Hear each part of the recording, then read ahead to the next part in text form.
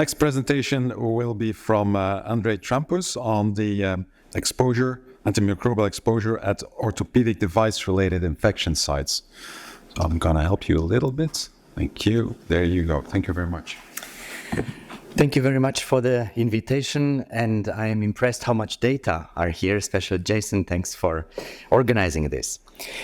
As an infectious disease specialist, I'm looking to diseases from a different standpoint from the patients, and what we can see today is that we are implanting everywhere where we can. So we are talking about the bionic society. There is almost rarely find people who have no implants at all.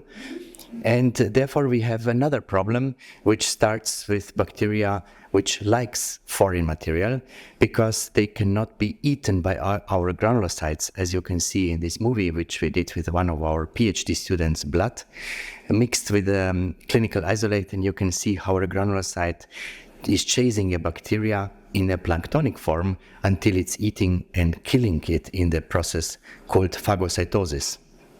But in implants, we have to deal with bacteria which are completely different because they are not replicating quickly and they are hiding like a glue on the surface and causing a persistent and relapsing infection, which is not so rare. It causes about 5 to 10% of all implants, which are listed here, from orthopedic, cardiovascular, or neurosurgical implants. And it's not a surprise that we have so many these infections because granulocytes are not eating biofilm bacteria. They don't even recognize them. And we are full of bacteria in our body and on our body. So we can have this problem that we deal with implants, which are colonized by bacteria, and our host, which is causing the problem. In addition to the biofilm, we have also increasing resistance. So we have not only persistence, but also resistance, which we need to deal. And the key to success is to have a good surgical concept combined with good antimicrobial concept to achieve high cure rate. Speaking about surgical procedure, it's not my topic because I'm infectious disease specialist, but it starts with a good surgery. Without surgery or with insufficient surgery, there will be resistance or persistence. But once we have done good surgery, then we can achieve excellent results by combining systemic and local antibiotics. Let's start with the systemic antibiotics, and here I'm citing since more than 10 years the article from Connie, who is a landmark study showing the concentration we can achieve in the cortical and cancellous bone.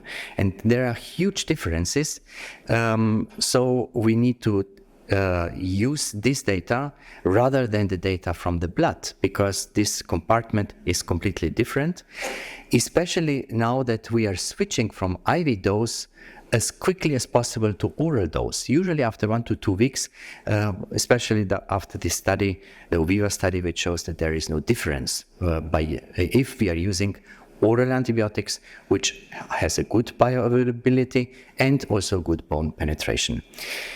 But all these data I mentioned here are for planktonic bacteria, not for biofilm bacteria. So we need more studies in the future to show which concentrations are needed to kill biofilm bacteria.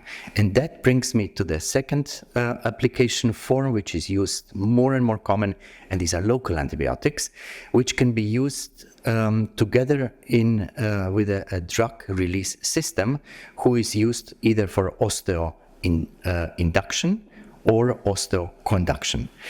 And if we add antibiotics, then we can achieve much higher concentration locally at the site of infection than we can ever achieve by intravenous or oral systemic antibiotics.